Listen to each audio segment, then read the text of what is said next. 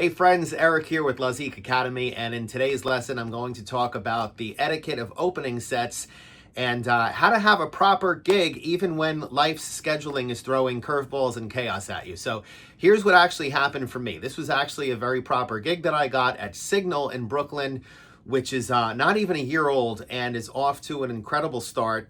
People say it has the best sound system in the city right now. The lineups are super proper, and the night I was booked was no exception. So I was on deck, my buddy Byro. Before me, after me was Lola Palmer, who is a remixer and friend to both my label and Christina's Lazik. And after Lola was Andrey Pushkarev. So if you are in kind of the, deep techno and dub and, minimal house scene, these are probably names that you've heard of before. And in North America, I've never seen them on a lineup at all. So super killer night. Happy to be part of it. But here's the thing. I did not know the gig was actually going to happen until 2 weeks prior.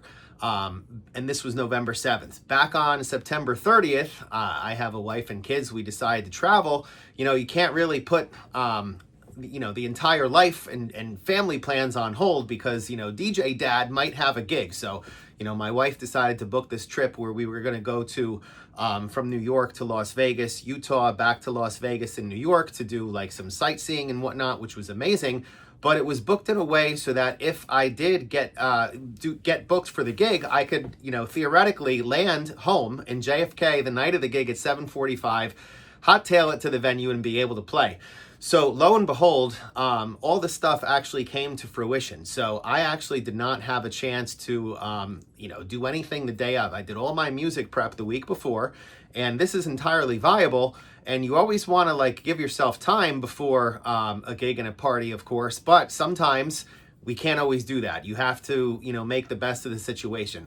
Another tip for you, if you know that your travel plans are going to be tight, which in my case they were, absolutely tell the venue. In this case, the booker in the venue was cool with it.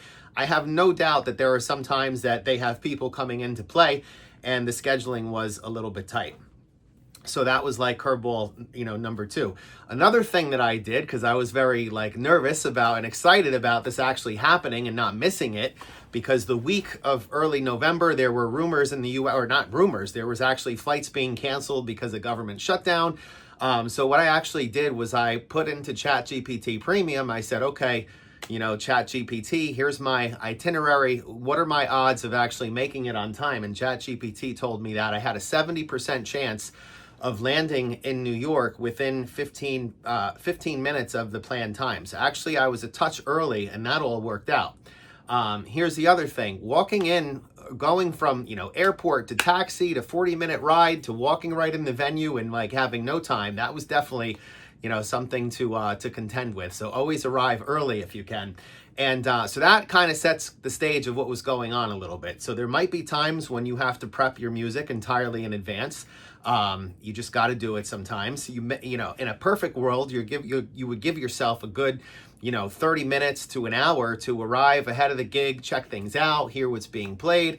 Lola Palmer, for example, was set to play at 11:30. She arrived at 10:30, so it was super cool to play an hour of my set, and she was there.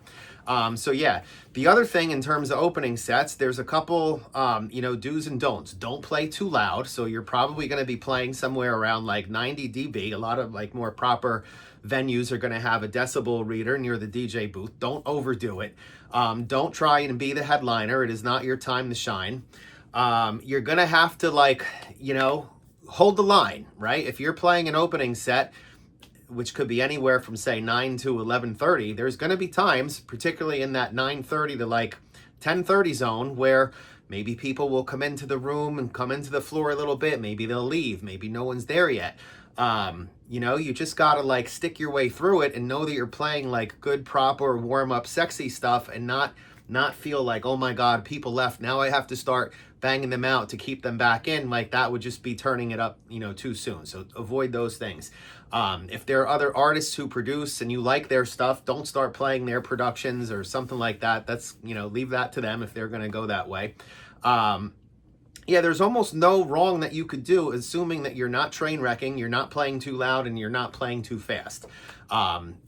Decades ago, some of my earlier gigs were playing in a restaurant setting where, you know, the food and whatnot was the main thing and music was secondary. I DJ'd and something like that. So I have some years of experience where it was more of a background thing. So for me to play an opening set, you know, and kind of hold the line with kind of the slower, you know, stuff that's going on, because it's not quite the peak main time yet. Like I'm fine with that. But, you know, if you haven't played an opening set, know that these things could happen, but don't start like second guessing yourself. So that's it. So how did I even get this gig? Well, you know, that's what we teach in the academy. So I largely produce and DJ a little bit, but it was all my productions and music over the years that kind of made this whole thing happen. So if I were to really rewind the clock, when I made my first EP, it got on the radar of Andrey Pushkarev, who was playing one of the tunes out. Now, he happened to be playing at Flash in Washington, D.C., where a patron, a kid from New Jersey, you know, was later shopping decks, heard the song, you know, looked me up. So he basically found me because he recognized a tune that something Andre played, and then looked me up and saw that I was from around, you know, his area. So now we've been friends and we DJ together and stuff. And then he introduced me to the venue owner and gave him one of my records some time ago. And the venue owner is also a DJ and booker. So he really liked my stuff. So once I was in communication, it didn't really take too long. So again, these are things that we teach you how to do in the academy, how to get your, how to launch a label, which can be key, how to get your music heard by, you know, touring DJs you want to get support from. That's another thing that we talk about. So yeah, and then pitching, right? So in this case, I kind of had my music catalog to sort of pitch for me.